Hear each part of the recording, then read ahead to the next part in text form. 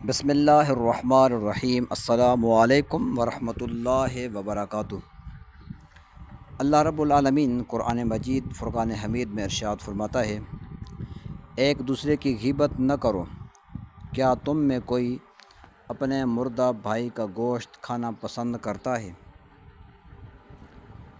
حضور نبی کریم صلی اللہ تعالی علیہ وآلہ وسلم نے ارشاد فرمایا، اپنے آپ کو غیبت سے بچاؤ، کیونکہ غیبت زنا سے بھی بدتر ہے۔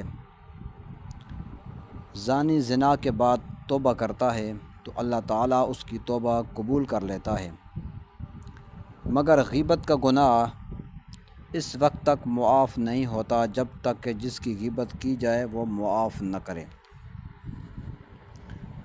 اب غیبت کیا ہے؟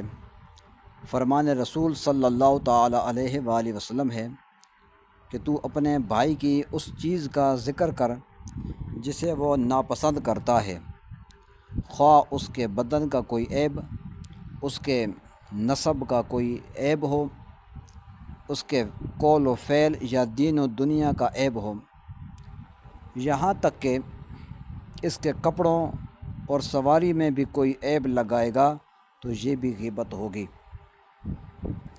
رسول اکرم فخر دو عالم صلی اللہ تعالی علیہ وآلہ وسلم نے فرمایا کہ اپنے آپ کو غیبت کرنے سے بچاؤ، کیونکہ اس میں 3 نقصان ہیں۔ نمبر 1، غیبت کرنے والے کی دعا قبول نہیں ہوتی۔ نمبر 2، غیبت کرنے والے کی نیکیاں قبول نہیں ہوتی۔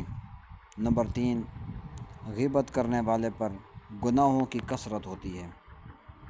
اللہ رب العالمین کی پاک بارگاہ میں دعا ہے، اللہ رب العزت ہمیں غیبت کرنے سے بچائے۔